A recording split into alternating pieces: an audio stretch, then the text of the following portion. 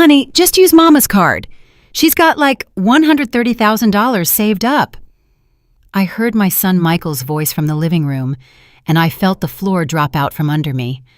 I was in the kitchen, preparing lunch with my hands covered in flour, when those words cut through the wall and struck my chest like a clenched fist. I couldn't believe what I'd just heard. My own son, the boy I carried for 9 months, the one I nursed and raised alone after his daddy left us, was handing over my bank card to Shanice, his wife, like it was his own. As if the money that cost me 40 years of work, of ruined knees scrubbing other people's floors, of tired eyes sewing late into the night, belonged to him. I dropped the rolling pin on the counter and stood paralyzed, my heart hammering so loud I could hear it in my ears. "Are you sure, babe? Won't she get mad?" Shanice asked, with that sweet voice she used when she wanted something. It was a voice I knew all too well after 15 years of watching her manipulate my son. "Nah, Mom won't say nothin'. She lives here rent-free. She eats our food, uses our utilities. It's the least she can do to help us out a little. Besides, she's old now. What does she need all that cash saved for? We got expenses. We got a life ahead of us," Michael replied, and every word was like a knife twisting in my back. I stood there, staring at the dough on the table, fighting back the tears that threatened to spill. I wasn't going to cry. I had cried enough in this house over the last 20 years, ever since Michael convinced me to sell my little apartment to help him with the down payment on this place, which he now claimed was only his. Rent-free, he'd said. I lived rent-free in the house I helped buy. I ate for free the food I cooked every single day. I used the utilities I paid for with my $500 monthly Social Security check, which I handed over in full every month without keeping a single cent for myself. I heard Shanice's footsteps approaching the door, the rattle of her purse, the jingle of the car keys. She was heading to the mall with my card in hand, with the code Michael had given her, with access to every dollar I had ever sweated for. "I'm heading out to the mall, Mama Loretta. You need anything?" She called out from the living room with that fake kindness she used in front of Michael, as if we were friends, as if she hadn't taken my son from me, piece by piece, all these years. "No, sweetie, thank you," I replied, my voice as steady as I could make it, without turning, without letting her see my face. I heard the door close, the car engine start, the sound fading down the street. I sank into a kitchen chair and looked at my hands. 68-year-old hands, wrinkled and spotted, hands that had worked nonstop since I was 14. I remembered every one of those $130,000. Every bill had a story, a sacrifice, a compromise. The first $10,000 I saved, working as a seamstress in a shop, where I clocked in at 6 a.m. and left at 8 p.m., 6 days a week, saving the little money I made each day in an envelope under my mattress. It took me 3 years to save those first $10,000, eating rice and beans almost every day, never buying myself a new pair of shoes. Another $20,000 came from the extra cleaning jobs I took on Sundays. The one day I was supposed to rest. Huge houses belonging to rich families who paid me $50 for 8 hours of work. I cleaned 3 houses every Sunday, $150 I saved in full without spending a dime. The rest came from years and years of having no life of my own, no new clothes, no trips to the beauty parlor, no eating out, saying no to anything that cost money. While other women my age went out with friends or treated themselves, I counted pennies and tucked them into the bank account I'd opened 30 years ago. And for what? To have a place of my own someday, a small, modest apartment where no one could tell me I was living for free, where I could close my door and be the owner of my space, my peace, my life. That was all I wanted. It wasn't much to ask for after 68 years in this world. But now, my son, my own son, had just handed over my card as if it were his, as if I didn't exist, as if my life and my effort meant nothing. Michael walked into the kitchen with his phone in his hand, not even glancing at me. He poured himself a glass of water and leaned against the refrigerator. "Lunch almost ready, Mama? I got a meeting at 3 and need to eat quick," he said with that tone he'd been using lately, the tone that wasn't a question, but an order. "Almost," I replied, standing up to continue with the dough, though my legs felt shaky. "Oh, hey, Mama. Shanice went to the mall. We needed some things for the house," he said, still not looking up from his phone, as if it were the most normal thing in the world. I didn't answer. I kept kneading, pressing the dough harder than necessary, feeling the mix of rage and pain in my chest. "Did you hear what I said?" Michael asked, finally looking up. "Yes, I heard," I said without turning. "And is there a problem?" Irritation was in his voice now, as if I were the one doing something wrong. I turned and looked him in the eyes, those eyes that once looked at me with love, respect, and admiration. Now I only saw impatience and annoyance. "Should I have a problem?" I asked, keeping my voice steady, though inside I was a volcano about to erupt. "No, of course not. It's just some things for the house. Besides, Mama, you live here. It's normal for you to help out with the expenses once in a while," he said, going back to his phone as if the conversation were over. "Help out with the expenses." He said that as if I didn't hand over my full Social Security check every month, as if I didn't cook, clean, wash, and iron for the whole family without charging $1, as if the last 20 years of my life hadn't been dedicated to serving them. "I see," was all I said. And I returned to my dough. Michael left the kitchen, and I stood there, looking out the window at the small yard that I maintained myself. The roses I planted, the grass I watered every morning, the tomatoes growing in the corner, all in a house my son claimed was only his. In that moment, I made a decision. I wasn't going to stand by and watch them steal the only thing I had left. I wasn't going to let Shanice spend in one day what took me 40 years to save. And I definitely wasn't going to keep living in a house where they treated me like a maid and not a mother. I finished preparing lunch, wiped my hands on my apron, and went straight to my room. I locked the door, pulled out my old flip phone, and dialed the bank number I had memorized. I waited for the rings, my heart racing. "Unity Trust Bank, good morning. This is Aisha. How can I help you?" A friendly voice answered on the other end. "Good morning. I need to block my debit card immediately," I said firmly. "Can you confirm your full name and account number, please?" the operator asked professionally. I gave her all my details, answered the security questions, and confirmed my date of birth and address. With every passing second, my heart hammered faster, as if I were committing a crime when I was only protecting what was mine. "I understand, Ms. Mathis. Was there an issue with the card?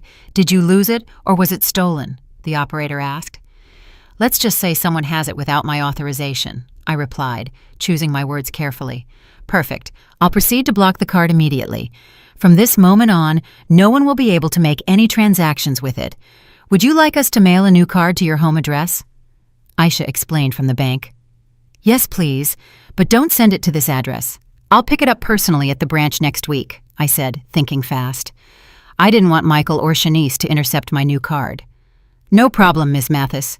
Your card was blocked at 11:25 a.m. Is there anything else I can help you with?" the operator asked. "No, that's all. Thank you very much," I said, and hung up the phone with trembling hands. I sat on the edge of my bed, that twin bed Michael had given me when I moved into this house, telling me the room was small and couldn't fit a bigger one. I looked around my 10 by 10 foot room, a bed, a small closet, a nightstand. This was all my space in a 4-bedroom house. Shanice had a full walk-in closet all to herself, bigger than my entire room. Michael had his private office where no one could enter. There was a TV room, a formal dining room only used when guests came over, and I lived in the smallest room, the one that used to be the pantry. But I never complained. I never complained because he was my son, because I loved him, because I thought that someday he would see me again as his mother and not as a burden. How naive I was. I heard Michael's phone ring in the living room, his voice answering, then silence. Then his voice, louder, more agitated. "Blocked? How is it blocked? That's impossible. My mama never blocks anything. She doesn't even know how to use those bank things," Michael was saying, and I could hear the frustration in his tone. I stayed still, holding my breath, listening. "Shanice, wait, let me call Mama," Michael said, and seconds later he was pounding on my door. "Mama, are you in there? I need to talk to you, urgent." Coming, I said, waiting a few seconds before opening the door, pretending I was busy. I opened it, and there was Michael, phone in hand, with that anxious look he got when things didn't go his way. Mama, Shanice just called me from the mall. She said your card isn't working, that it shows up as blocked. Did you block it? He asked, straight to the point. I looked him in the eye, and for the first time in 20 years, I wasn't afraid to tell the truth. Yes, I blocked it, I replied calmly. What? Why did you do that? Shanice is at the checkout with a cart full of stuff. She's being horribly embarrassed, Michael said, raising his voice. I didn't give her permission to use my card. That money is mine, I said, maintaining my composure. Mama, don't start with that now. Shanice was just going to buy some things we need for the house. It's not a big deal. Call the bank and unblock the card right now, Michael ordered with that authoritative tone he had developed over the years. No, I said simply. Michael fell silent, staring at me as if he couldn't believe what he had just heard. It was probably the first time in 2 decades I had told him no. What do you mean no? Mama, you're not understanding. Shanice is waiting at the mall with $2,000 worth of purchases. Do you have any idea how embarrassed she is right now? Michael said, his face red with anger. $2,000, I repeated slowly, feeling the words burn in my throat. Michael, she was going to spend $2,000 of my money without even asking me. It's stuff for the house, Mama. A new TV, a sofa set, appliances we need to replace. It's not like it's just for her, Michael explained, as if that justified everything. I didn't authorize those expenses. I saved that money working for 40 years. It's not family money, it's my money, I said firmly, though I was trembling inside. Mama, you live in this house. You use the electricity, the water, the gas, the internet. All of that costs money. Or do you think it's free? It's fair that you contribute, Michael said, crossing his arms. I give you my entire Social Security check every month, $500 that you never pay back. I cook, I clean, I wash, I iron. Isn't that contributing? I asked, feeling my voice break but holding firm. That $500 doesn't even cover your food expenses, Mama. You're being selfish. You have $130,000 saved that you're not using for anything. What do you need it for? What are you going to do with it at your age? Michael said, and those words hurt more than any physical blow. At my age, as if at 68 years old, I no longer deserved to have dreams, plans, or dignity. That money is for me to buy my own apartment and stop being a burden to you, I said, and I saw Michael's eyes widen in surprise. What are you talking about? Nobody said you're a burden, Michael replied, but his voice didn't sound convincing. You just said it 5 minutes ago in the living room. You told Shanice I was living here for free, eating your food, using your utilities, that I was old and didn't need so much money. That's what you said, I stated, and I watched Michael's face go pale as he realized I had heard everything. A long, awkward silence followed. Michael opened his mouth several times, trying to find words, but nothing came out. Mama, I didn't mean it like that, he finally said, but without looking me in the eyes. But you said it and you thought it. And right now you're more worried about Shanice's embarrassment at the mall than the fact that she tried to spend $2,000 of mine without my permission, I said, feeling the tears well up, but I kept them in. She's my wife, Mama. It's normal for me to defend her, Michael said. And I'm your mother. Isn't it normal for you to defend me? I asked. And that question hung in the air between us like a ghost.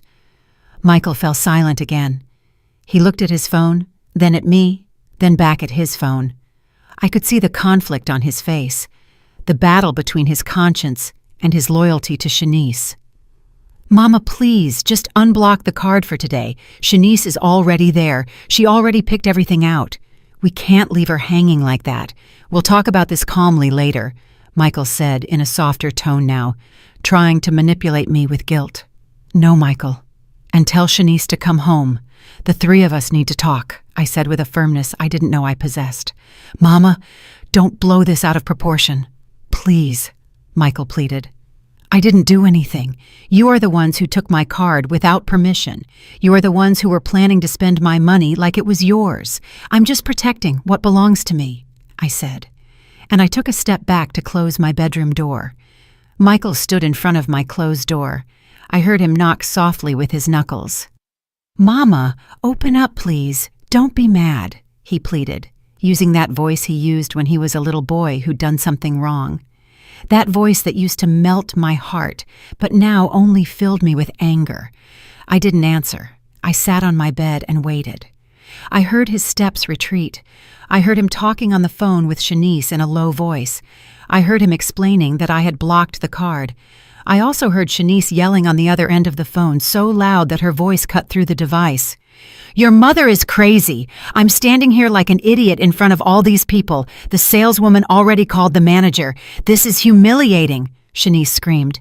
And I didn't feel an ounce of guilt. Let her feel shame. Let her feel what it's like when someone makes you look bad. I had felt shame for 20 years every time I was introduced at family gatherings as the mother who lives with us. Every time Shanice told her friends that I helped out around the house, as if I were the domestic worker. A half hour passed before I heard Shanice's car pull up. The front door slammed so hard it shook the walls. I heard her heels clicking against the hardwood floor, that sound that always announced a storm. "Where's your mother?" Shanice asked, her voice dripping with venom. "Shanice, calm down. Let's talk about this quietly," Michael said, trying to appease her. "Quietly? Your mother made me suffer the biggest embarrassment of my life. There were like 20 people staring while the saleswoman kept trying to run the card over and over. I had to leave everything there and run out," Shanice screamed. "I know, babe, I know. But she heard what we talked about this morning. She's upset," Michael explained. "And so what if she heard? We spoke the truth. She lives here without paying anything. The least she can do is help us when we need it. It's not fair that she has $130,000 saved while we kill ourselves working and paying all the bills for this house," Shanice said, and every word confirmed what I already knew. To her, I wasn't a person. I was a source of money. I got up from the bed and opened my bedroom door. I walked toward the living room where they were both standing. Shanice looked at me with eyes full of fury, still holding her empty mall bags. "Loretta, we need to talk seriously," Shanice said, without even greeting me, without a hello or a good afternoon. "Yes, we need to talk," I replied calmly, and I sat on the single armchair, which was the only place they ever permitted me to sit. The big sofa was Shanice's exclusive territory. "Why did you block your card? Why did you put me through that embarrassment?" Shanice attacked immediately. "I didn't put you through any embarrassment. You brought it on yourself by trying to spend $2,000 of my money without my permission," I replied, looking her directly in the eyes. "It's not just your money. This is a family. Families share," Shanice yelled, taking a step toward me. "I am not your family, Shanice. I am Michael's mother, and my money is mine. I earned it, I saved it, and I decide what to do with it," I said, keeping my tone calm, though inside I wanted to scream everything I had bottled up for 15 years. "Mama, please don't be like this. Shanice just wanted to buy things that we genuinely need for the house. The TV in the living room is 8 years old, the sofa is all worn out, the refrigerator makes weird noises," Michael intervened, trying to justify the unjustifiable. "If you need those things, buy them with your money. You both work. Michael makes good money as an engineer. Shanice works at that clothing store. You have 2 incomes. Why do you need mine?" I asked. "Because we have expenses, Loretta. This house doesn't maintain itself. The mortgage is $1,200 a month. The utilities are another $300. Food is about $500, plus the internet, the phones, the car, the insurance. It all adds up. There's nothing left over at the end of the month," Shanice explained, with that victim tone she knew how to use so well. "I give you $500 from my Social Security check every month. That helps," I said. "$500 is nothing, Loretta. That barely covers your food," Shanice said with contempt. "Then let me go. Let me buy my apartment with my money and stop being a burden to you," I said. I saw Shanice and Michael exchange a quick glance, a look I couldn't interpret at the time, but which I understood perfectly later. "Mama, don't say that. Nobody wants you to leave. This is your home," Michael said, but his words sounded hollow, rehearsed. "This is not my home, Michael. You said it yourself this morning. This is your home. I just live here," I said, feeling my voice finally break. "Oh, for God's sake, don't start with the drama, Loretta. Nobody said that. Michael was just talking," Shanice interrupted, rolling her eyes. "Yes, he said it and he's right. That's why I want to leave. I want my own place where I am the owner, where I pay my own bills, where no one makes me feel like I'm a burden," I said, and the tears finally started rolling down my cheeks. "Mama, you can't live alone. You're 68 years old. What if you get sick? What if you fall? Who's going to take care of you?" Michael asked with that false concern that made me angrier than his insults. "I'm 68, not 108. I'm perfectly healthy. I can take care of myself. I did it for 40 years before I came to live here," I replied, wiping my tears with the back of my hand. "But it's different now, Mama. You're older now. You need to be with family," Michael insisted. "What I need is respect and dignity, and I don't have that here," I said, getting up from the armchair.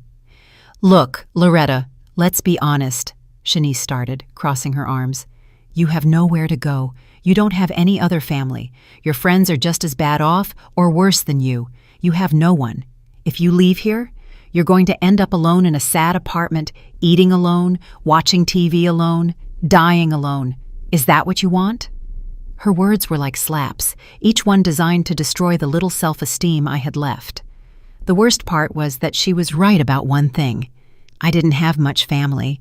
My sister had died 5 years ago, my parents decades ago. My few friends were scattered, each with her own life, her own problems.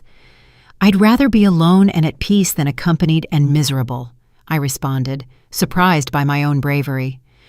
"Oh, how dramatic. Nobody's making you miserable, Loretta. We're giving you a roof, food, company. But of course nothing is ever enough for you," Shanice said sarcastically. "You don't give me anything. I pay with my Social Security, with my work in the house, with my dignity," I said, raising my voice for the first time. "Your Social Security doesn't even cover half of what you cost here. And washing some dishes and sweeping a little bit is not work. Anyone can do that," Shanice yelled, completely losing her composure. "Then anyone can do it. Hire someone. I'm leaving," I said, and I walked toward my room. "You're not going anywhere, Mama. Stop being ridiculous," Michael yelled after me. I locked myself in my room and listened as the two of them continued arguing outside. Shanice blamed Michael for being too weak with me. Michael tried to calm her down. Both of them talked about me as if I were a problem to be solved, not a person. I stayed sitting on my bed for hours, listening as the house slowly returned to its usual silence. Shanice had locked herself in her room, slamming the door. Michael tried knocking on my door twice more, but I didn't answer.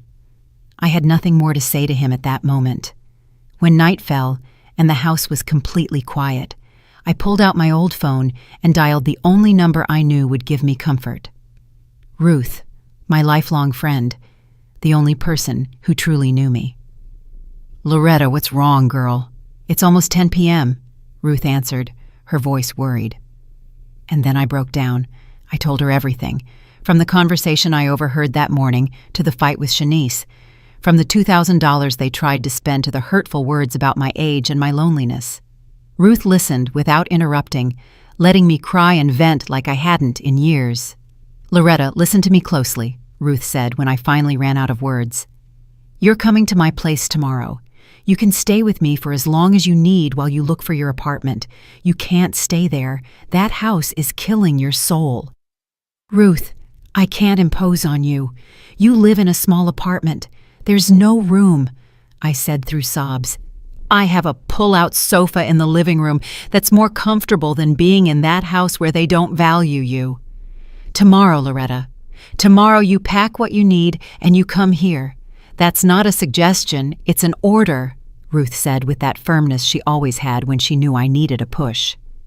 That night, I barely slept. I lay looking at the ceiling of my small room, remembering how I had arrived at this place 20 years ago. Michael had just married Shanice and had told me they wanted to buy a bigger house, but they didn't have enough for the down payment.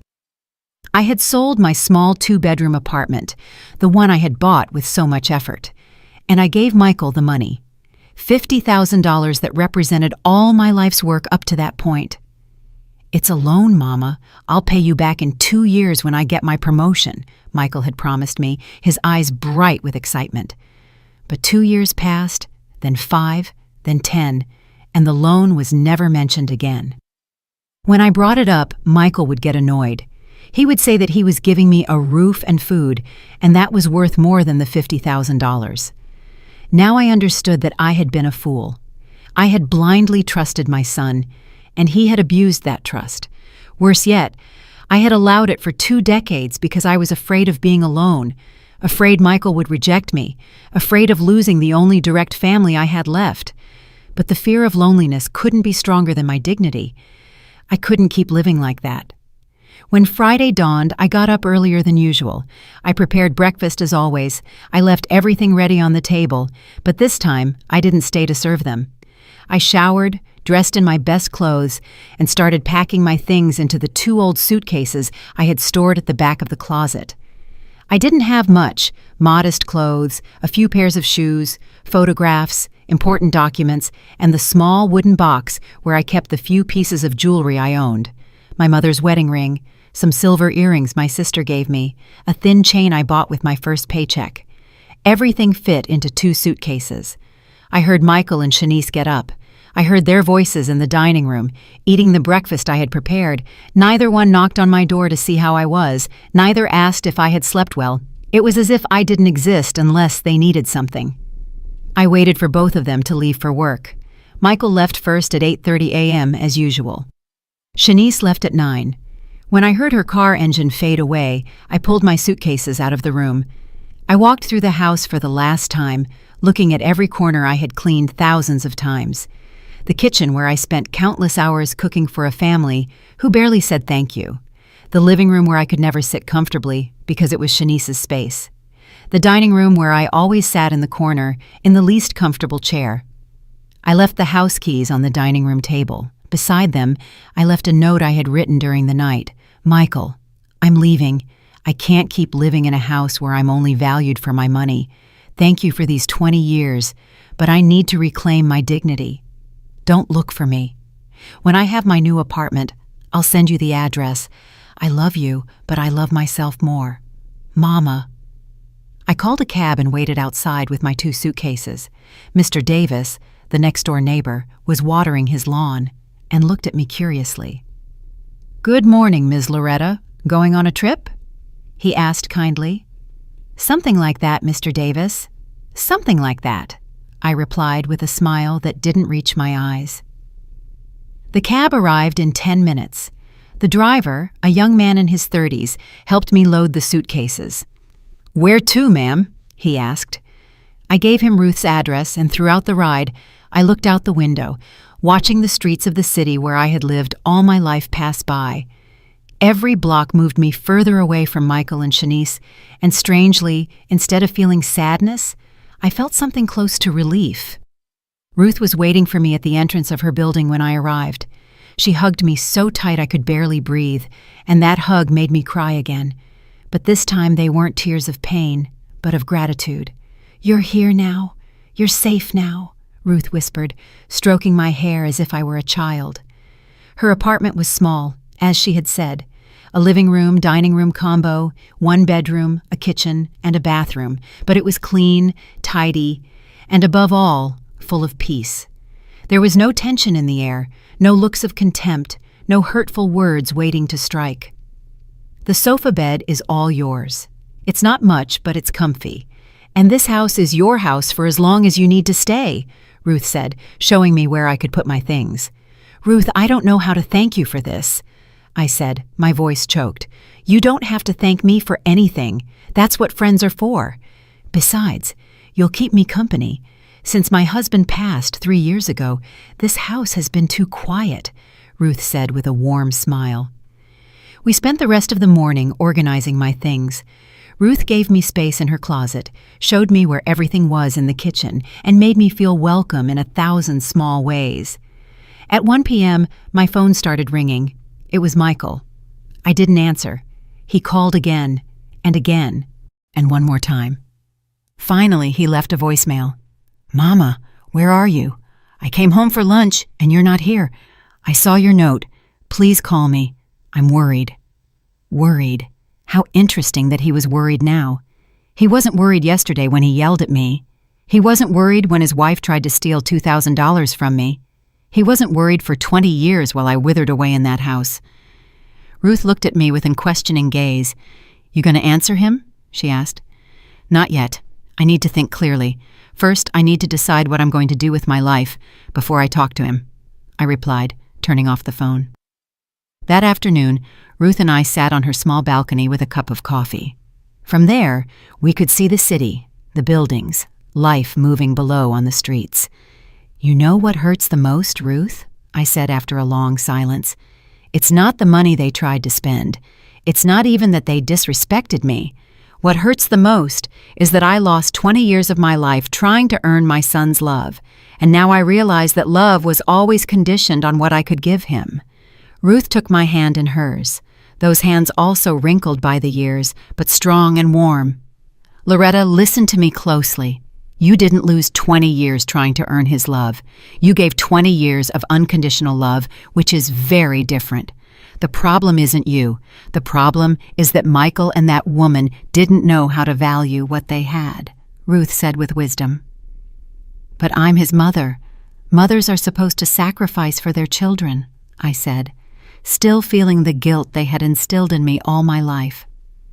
"Mothers should love their children, yes, but children must also love their mothers. Love isn't a one-way street, Loretta, and sacrifice has a limit. When the sacrifice is killing your soul, it's no longer love, it's self-destruction," Ruth replied firmly. She was right. She always was. Ruth had been my friend since we both worked in the same textile factory 40 years ago. She knew me better than anyone. She had seen my marriage fail. She had watched me raise Michael alone. She had watched me slowly fade away in that house. "Now, you need to think about yourself, about what you want, about what Loretta needs to be happy," Ruth continued. "I want my apartment.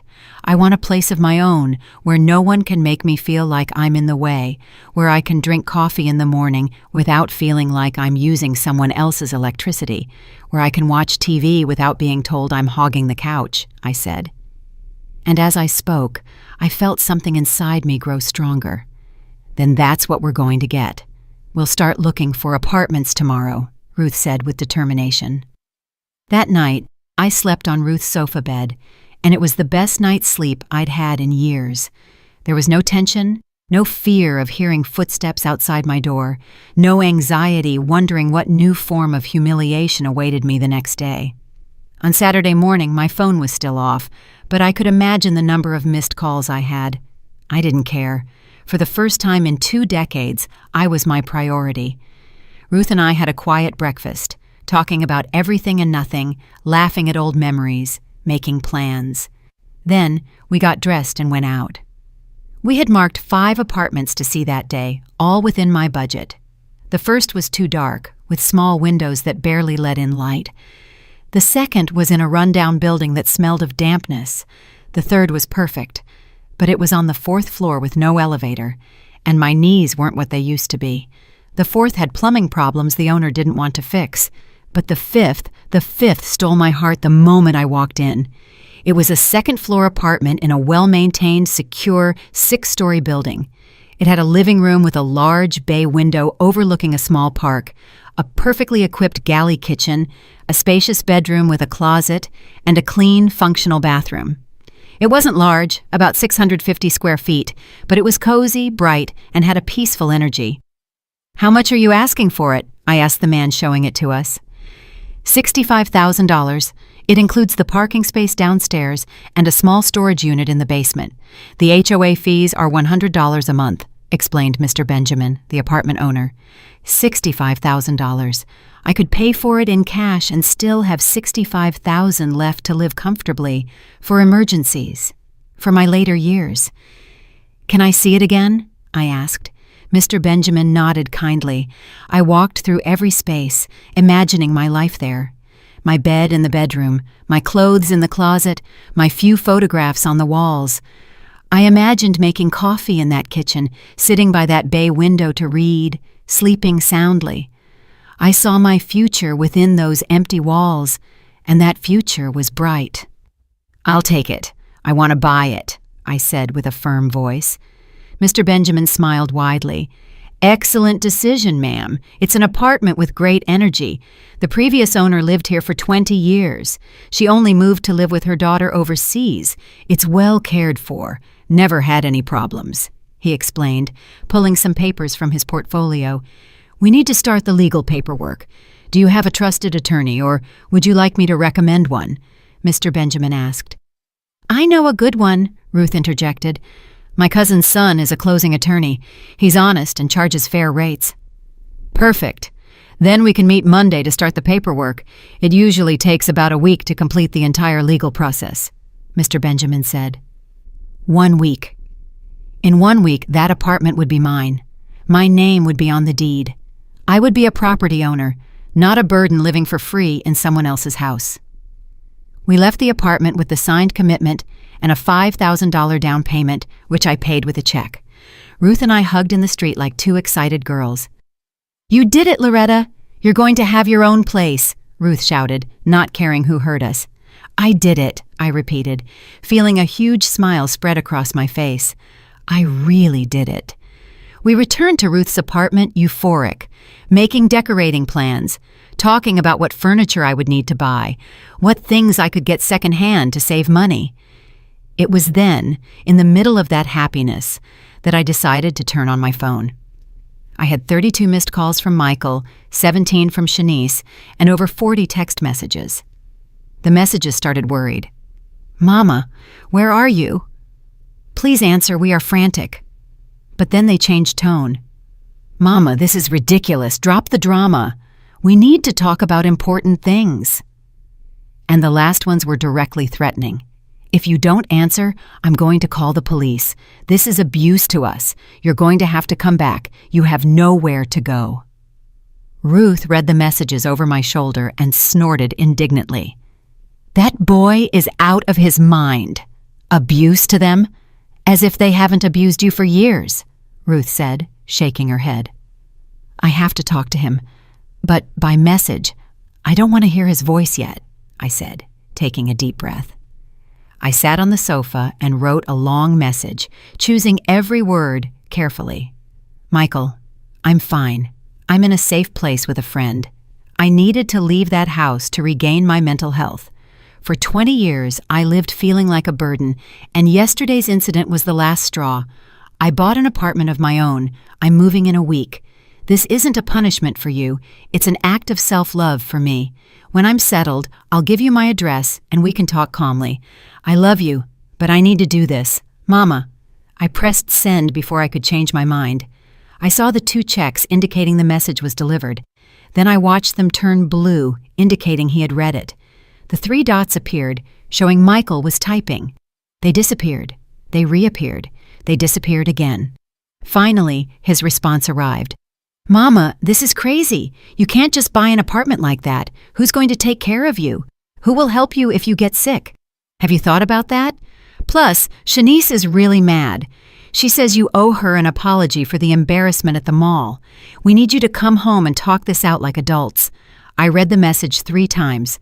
No apology from him, no acknowledgement of what they had done. Just more manipulation, more attempts to make me feel guilty, more fake concern disguised as love. "Are you going to answer him?" Ruth asked. "Yes," I said, and I wrote a short but clear response. "Michael, I am 68, not 98. I can take perfectly good care of myself, and I don't owe Shanice an apology. She tried to spend $2,000 of my money without my permission. If anyone should apologize, it's you 2. We'll talk when I'm ready." After sending that message, I turned off the phone again. I didn't want to keep reading his attempts at manipulation. Ruth was right when she said I needed space to think clearly, and that was impossible with Michael bombarding me with messages designed to make me feel guilty. Sunday was a day of absolute peace. Ruth and I went to church in the morning, something I hadn't been able to do in years because Sundays were when Shanice organized her big family brunches and I had to cook for everyone. Afterward, we walked through the market, looking at second-hand furniture and housewares. I found a small but beautiful dining table, solid wood, for only $80. The seller helped me load it into the cab. I also bought a set of pots in good condition for $30, some plates and glasses, and towels for the bathroom. Ruth insisted on buying me a set of new sheets she saw at a store. "So you can start your new life with new sheets, clean, with no history," Ruth said as she paid. I couldn't help but cry again, but this time from emotion. We stored everything in Ruth's building storage unit, waiting for the day I could move into my new apartment. Everything I bought, every item I set aside for my new life, was another step toward my freedom. On Monday morning, I met with the closing attorney Marcus, Ruth's cousin's son. He was a man in his mid-40s, serious but kind. He reviewed all my documents, verified the legal status of the apartment, and explained every step of the process. "Ms. Mathis, everything is in order. The apartment has no debt, no liens. Mr. Benjamin is the sole legal owner. We can close the sale next Friday. Are you sure you want to pay in cash? We could arrange a mortgage if you prefer not to use up so much of your savings," Marcus explained. "I want to pay in cash. I want it to be completely mine. No debts, no mortgage. I've waited my whole life for this moment," I said with conviction. "I understand. Then, Friday at 10 a.m., we'll meet here in my office to sign the deed. You need to bring the payment for $60,000, plus $5,000 for notary fees and taxes. The $5,000 advance you already paid will be deducted from the total," Marcus explained, showing me all the papers. $65,000 in total, less than half of my savings. I could do it, and I would. I left the attorney's office feeling stronger than ever. I walked through the city, observing everything with new eyes. The stores, the parks, the buildings. Everything looked different when you knew you were building your own life and not just surviving someone else's. When I returned to Ruth's apartment, I briefly turned on my phone to check messages. Michael had only sent one more, and the tone had completely changed. "Mama, I talked to Shanice. She is willing to apologize if you apologize too. We can forget this whole misunderstanding if you come home today. We miss you. The house isn't the same without you. Please think about it carefully before you make a mistake you can't reverse. A mistake I can't reverse. As if buying my own home were a mistake. As if reclaiming my dignity were something to regret. As if 20 years of feeling invisible weren't the real mistake." I didn't answer him. I had nothing more to say to him for the moment. The following days passed in a mix of nerves and excitement. Ruth and I continued buying things for my apartment. A small but comfortable sofa we found at a garage sale for $10. A used but excellent condition full-sized bed for $200. A thin bookcase, some lamps, simple curtains. I also went to the bank to organize everything for the payment. The teller, a young woman named AITA, served me with great patience as I withdrew the $60,000 using a cashier's check. "Ma'am, this is a considerable amount. Are you sure this is a legitimate transaction? We don't want you to be a victim of any fraud," Aisha told me with genuine concern. "It's not a fraud, dear. I'm buying my first apartment of my own at 68 years old," I replied proudly. Aisha smiled widely. "That's beautiful, ma'am. Congratulations. My grandmother also bought her house at 70 after divorcing my grandfather. She told me those were the best years of her life," Aisha shared as she processed the check. Her words gave me hope. It wasn't too late. It was never too late to start over. On Thursday night, the day before signing the deed, Michael showed up at Ruth's building. I don't know how he got the address. He probably checked with someone he knew or followed some clue on my social media. He rang the intercom insistently until Ruth answered. "Who is it?" Ruth asked curtly. "It's Michael, Loretta's son. I need to speak to my mama." I heard his voice through the small speaker. Ruth looked at me, asking with her eyes what I wanted to do. I took a deep breath.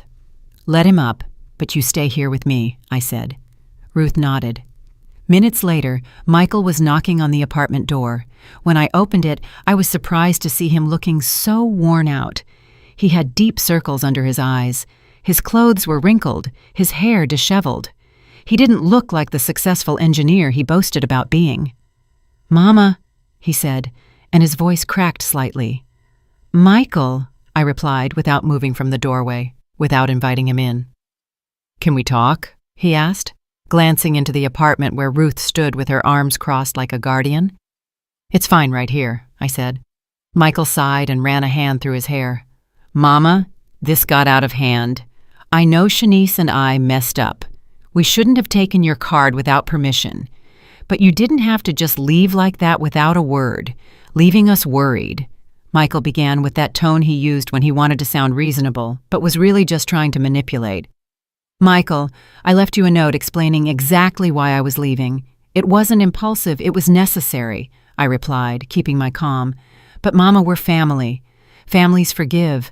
Families resolve their problems together, not by running away," Michael said, taking a step closer. "Families also respect each other, Michael, and you haven't respected me in years. It's just that I was so used to the mistreatment that I stopped noticing it," I said, feeling the words come out with more force than I expected. "Mistreatment? Mama, we never mistreated you. We gave you a roof, food, everything you needed," Michael protested, raising his voice. "You gave me a room the size of a closet. You made me feel like every bite of food I ate was a favor. You treated me like a servant, not a mother. And when I saved money with 40 years of work, you tried to steal it," I said. And every word was like releasing a weight I had carried for too long. "We weren't going to steal anything. It was just for some things for the house where you live too. It's not stealing, Mama, it's family sharing," Michael yelled, losing his composure. $2,000 is not sharing, Michael, it's stealing. "And I never authorized that expense," I replied without raising my voice, which seemed to frustrate him even more. "Fine, all right. I admit it was too much.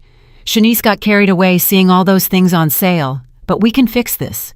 Come home, and I promise you none of this will ever happen again," Michael said, changing tactics, his tone now pleading. "I'm not coming back, Michael. Tomorrow I sign the deed for my new apartment. I'm moving in this weekend. I've already made my decision," I said. And I saw his face go from pleading to shock. "You bought an apartment without consulting me? Mama, that's crazy. What if you got scammed? What if it's a bad deal? I should have reviewed those things with you," Michael said, almost panicking. "I have an attorney, a lawyer. Everything is legal and verified. I didn't need your permission, Michael.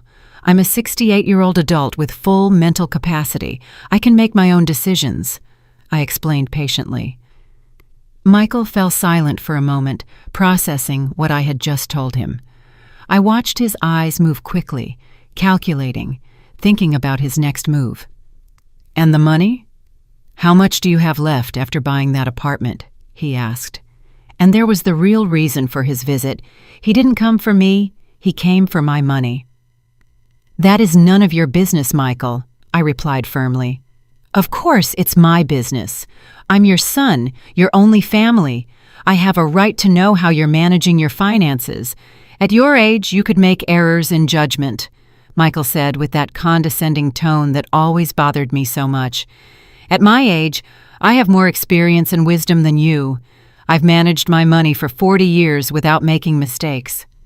"I'm not going to start now," I said, crossing my arms. "Mama, let's be honest. That money is partially mine, too. I've supported you for 20 years. I've given you a house, food, utilities. That has value. If we calculate it, I probably owe you little or nothing," Michael said, and his words felt like a bucket of ice water dumped over me. Ruth took a step forward from inside the apartment. "Young man, I think it's time for you to leave. You heard your mother. She made her decision, and you have no right to her money," Ruth intervened firmly. "You stay out of this, ma'am. This is between my mama and me," Michael replied rudely. "This is my house, and I can get involved whenever I please. And I'm going to ask you to leave right now, or I'll call security," Ruth said, pulling out her phone. Michael looked at me with a mix of anger and desperation. "Is this what you want, Mama? To break up our family? To let strangers get between us?" he asked, pointing at Ruth. "Ruth is not a stranger. She's been my friend for 40 years. She's been by my side at times when you didn't even exist. And no, Michael, I'm not breaking up the family. The family broke up when you stopped seeing me as your mother and started seeing me as your ATM," I said, feeling the tears threaten to spill, but I held them back. "I can't believe you're doing this. Shanice was right about you. She said you were selfish. that you only thought about yourself, and I defended you. How foolish I was," Michael said, venom in every word. Those words hurt more than I cared to admit, but they also confirmed what I already knew. Shanice had poisoned my son against me for years, and he had let her. "If that's what you think of me, then it's better for me to leave your life. I don't want to be a burden to anyone," I said, my voice trembling. "Fine, great. Go to your apartment. Live alone, but don't come running when you get sick or need help. Don't come back when you realize you made a mistake," Michael said, turning to leave. "Michael," I called out, and he stopped without turning around. "I love you. I will always love you. You are my son, but I can no longer live by sacrificing my dignity for your comfort. I hope you understand that someday." Michael didn't respond. He simply kept walking toward the elevator. I watched him get in, watched him press the button, watched him disappear behind the closing doors, and with those doors, a chapter of my life also closed. Ruth hugged me while I finally allowed myself to cry. I cried for the 20 lost years, for the broken relationship with my son, for the family that could have been but never was. But I also cried with relief because I knew I had made the right decision, even though it hurt. That night, I barely slept. I tossed and turned on the sofa bed, replaying the conversation with Michael, questioning if I had been too harsh, wondering if I should have given him another chance. But every time I thought about going back, I remembered the 20 years of small and large humiliations. I remembered the attempted theft. I remembered all the times they made me feel invisible. No, I couldn't go back. For the first time in my life, I had to choose myself. Friday dawned sunny and beautiful, as if the universe were celebrating with me. Ruth and I dressed in our best clothes. She insisted on accompanying me to the attorney's office. "This is one of the most important days of your life, Loretta. You're not going through it alone," Ruth said, putting on her cream silk blouse, the one she saved for special occasions. We arrived at the attorney's office 15 minutes before the agreed time. Mr. Benjamin was already there, along with Marcus, the attorney. Both greeted us with smiles. "Good morning, Ms. Mathis. Ready to be a homeowner?" Marcus asked warmly. "More than ready," I replied with a huge smile. The process lasted nearly 2 hours. I had to sign so many papers I lost count: deeds, certificates, declarations, receipts. Marcus patiently explained each document, making sure I understood exactly what I was signing. When it was time to hand over the $60,000 cashier's check, my hand trembled slightly. It was nearly everything I had. But I looked at Ruth, who smiled at me proudly, and I remembered why I was doing this. I placed the check on the table. Mr. Benjamin reviewed it, nodded with satisfaction, and Marcus officially processed it. "Very well, Ms. Mathis. With this, we complete the transaction. This apartment is now legally yours. Here are the deeds with your name, the keys, and the building documents. Congratulations on your new home," Marcus said, handing me a thick envelope with all the papers and a keychain with 3 keys. I took the keys in my hand and held them as if they were the most valuable treasure in the world. And to me, they were. These keys represented freedom, dignity, and independence. They represented the end of a dark chapter and the beginning of something new. "Thank you, Marcus. Thank you, Mr. Benjamin. You don't know what this means to me," I said, my voice cracking with emotion. "Believe me, I do, Ms. Mathis. I've seen many transactions in my life, but few with such an emotional load as this one. I hope you are very happy in your new home," Marcus said sincerely. We left the attorney's office, and Ruth practically screamed with excitement in the street. "You did it!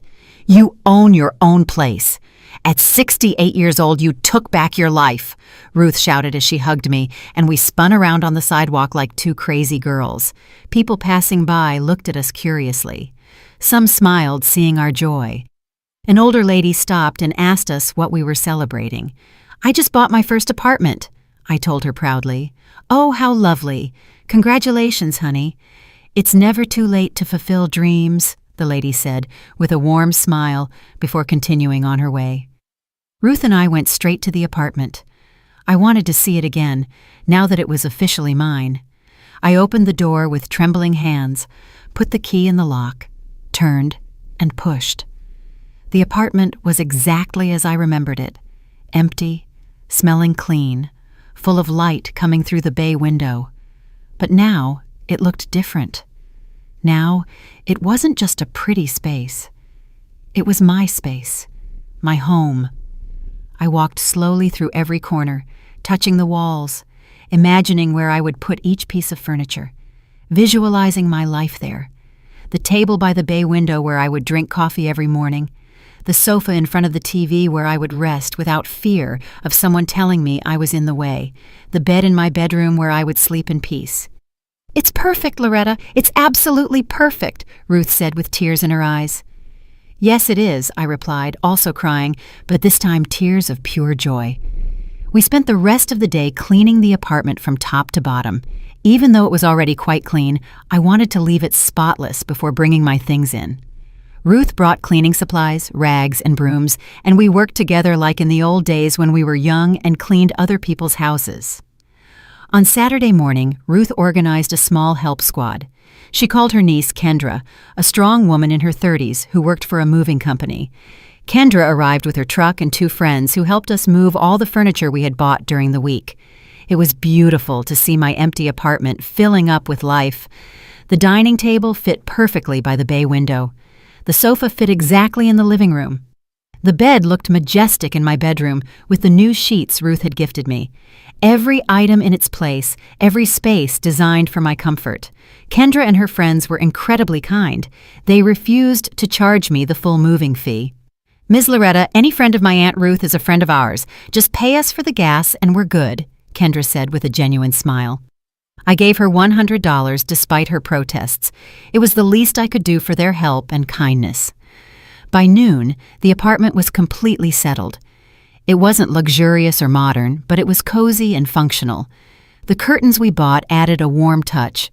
The few photographs I had, now framed and hung on the walls, gave it personality. My plants on the small balcony gave it life. Ruth insisted on staying to help me organize the kitchen. We put away the pots, the plates, the glasses, the cutlery. Every cabinet had its purpose. Every space was optimized. "Tomorrow we'll go to the market and buy groceries to fill your refrigerator," Ruth said as she wiped down the shelves before putting away the dishes. "Ruth, you've done too much for me. I don't know how I'll ever repay you for all of this," I said, feeling overwhelmed by her generosity. "You won't repay me for anything. Friends don't pay each other back. They support each other. Besides, you would do the same for me," Ruth replied, hugging me. She was right. I would. But that didn't make me feel any less grateful. That night, my first night in my own apartment, Ruth went home after ensuring 1,000 times that I would be all right alone. I stood in the middle of my living room, looking around, still unable to believe that all of this was mine. I made myself a cup of tea in my kitchen, using my teapot, my mug, my water. I sat in my armchair in front of my window and looked outside. The park was lit by faint streetlights. Some people were walking dogs. Others were simply enjoying the cool night. For the first time in 20 years, I didn't feel anxious. There was no tension in the air. There was no fear of hearing footsteps approaching with complaints or demands. There was only peace, silence, freedom. I allowed myself to cry again, but these tears were different. They weren't tears of pain or anger. They were tears of relief, gratitude, and hope. I had made it out. I had managed to save myself. Sunday was the calmest day I'd had in years. I woke up without an alarm, letting my body rest as long as it needed. It was 9 a.m. when I finally opened my eyes, and the first thing I saw was the ceiling of my own bedroom, in my own house. I got up slowly, without haste. I made coffee in my kitchen using the coffee maker I found at a garage sale. The aroma filled the entire apartment and made me smile. I took my cup to the bay window and sat there for an hour, just watching, thinking, feeling. Ruth arrived at noon, as she had promised, bringing a huge pot of chicken soup she had made that morning. "So you have food for the whole week, and I brought fresh bread from the bakery, too," Ruth said, coming in with her bags full. We had lunch together at my new table, chatting about everything and nothing. She told me about her family, about her plans to visit her daughter next month, about the new show she was watching on TV. Simple, everyday conversations, beautiful in their normalcy. "Have you heard anything from Michael?" Ruth asked cautiously as we washed the dishes. "No, and I don't expect to. He made it very clear that he thought I was selfish for making this decision. He probably needs time to process it, or maybe he'll never understand. Either way, I can't do anything about it anymore," I replied, drying a plate. "Does it hurt?" Ruth asked, looking directly at me. "A lot. He's my son. It will always hurt, but the pain of losing him is less than the pain of losing myself," I said with honesty. Ruth nodded in understanding and said nothing more on the subject. There was nothing more to say. The following days were about adapting. I learned the routines of my building, met some neighbors, and discovered the nearby shops. There was a market 2 blocks away that sold fresh fruits and vegetables, a bakery 3 blocks away that made the most delicious bread I had ever tasted, and a drugstore on the corner run by a kind lady named Ms. Evelyn. I built a simple but satisfying routine. I woke up early, made coffee, had breakfast looking out at the park, then did household chores at my own pace, without pressure. In the afternoons, I read or watch TV, shows I chose without having to negotiate with anyone. In the evenings, I cooked for myself, small portions of meals that I enjoyed. 1 week after moving, I received another message from Michael. This time, it was different. "Mama, I know we haven't talked in months. I know things ended badly. I've been thinking a lot about everything that happened. Shanice and I are having problems. She wants things I can't give her. She's always dissatisfied, always wants more. And I realized something. That's how she treated you too, like what you gave was never enough. I think I understand now why you left. I don't expect you to forgive me, but I wanted you to know that I get it." I read the message several times. Part of me wanted to respond immediately, wanted to run to hug him, wanted to rebuild everything. But another part, the part that had learned to protect me, urged caution. I showed the message to Ruth during our Wednesday lunch. "What are you going to do?" Ruth asked. "I'm going to respond, but with clear boundaries. He's my son, and I love him, but I can no longer be the mother who sacrifices everything for him. If he wants a relationship with me, it has to be on my terms," I said with a firmness that surprised even myself. I wrote a careful response. "Michael, I appreciate your message and your honesty. Understanding what happened is the first step. If you want to rebuild our relationship, you are welcome. But it has to be different. I am no longer the mama who lets herself be manipulated or mistreated. I have my own life now, my own space, my own boundaries. If you can respect that, we can start over. I love you, but I love myself more now." His answer came the next day. "I understand, Mama. Could I visit you sometime? Just to see how you are, what your new apartment is like. Without Shanice, just me." We agreed he would come the following Sunday. I spent the entire week nervously cleaning the apartment obsessively, even though it was already clean, cooking and recooking in my mind what I would say to him. Sunday arrived promptly at 3 p.m. When I opened the door, I saw a different Michael, thinner, with more gray hair, tired eyes, but also softer. "Hi, Mama," he said, his voice trembling slightly. "Hello, son," I replied, and we hugged in the doorway. It was a long, healing hug, full of unsaid things. I showed him the apartment. He walked through every space carefully, touching the furniture, looking at the photographs on the walls, observing everything. "It's beautiful, Mama. It's small, but cozy. It feels like you," Michael said sincerely. We sat at my table by the bay window. I served him coffee and cookies I had bought that morning. We talked for hours. Michael told me about his problems with Shanice, about how she constantly pressured him for more money, more things, more status. He told me he had started therapy to understand his own behavioral patterns. The therapist made me see that I repeated with Shanice the same thing Dad did to you. I let her treat you badly because I wanted to keep the peace in my marriage, without realizing I was sacrificing my relationship with you. Michael admitted with tears in his eyes. "Michael, your father and you are two different people. Your father abandoned us. You stayed, albeit in a distorted way. The fact that you recognize this now means you can change," I said, taking his hand across the table. "Can you ever forgive me?" Michael asked, looking directly at me. "I already forgave you, son. The forgiveness isn't for you, it's for me, to free myself from resentment. But forgiveness doesn't mean forgetting or going back to how things were. It means moving forward with healthier boundaries," I explained calmly. Michael nodded, understanding. "Does Shanice know you're here?" I asked. "Yeah, she didn't like it, but I no longer give her the power to decide over my relationships. That's another change I'm making," Michael replied with determination. Our relationship after that day was slow, but genuine in its rebuilding. Michael started visiting me every 2 weeks, always alone, always respectful of my space and my time. He asked me about my life, about my activities, about my friends. He truly listened, not just waiting for his turn to speak. 6 months later, Michael and Shanice divorced. It didn't surprise me. Some relationships are built on toxic foundations that eventually collapse. Michael moved into a small apartment similar to mine and began his own journey of self-discovery.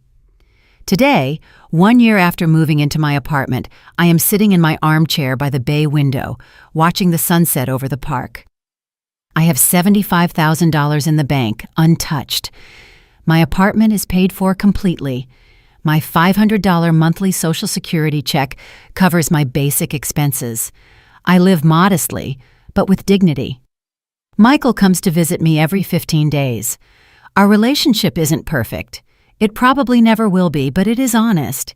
He is learning to be a better son, and I am learning to be a mother with healthy boundaries. Ruth continues to be my rock, my best friend, my chosen family. The women in my knitting class have become my social circle. I have plans to take a small trip next year, something I never allowed myself to do. My life is not extraordinary. I have no luxuries or spectacular adventures, but I have something I didn't have for 20 years. Peace. I have my own space where no one makes me feel like I'm surplus. I have my own money that no one tries to steal. I have my own life that no one controls. Sometimes I look back and wonder what would have happened if I had found the courage to leave sooner.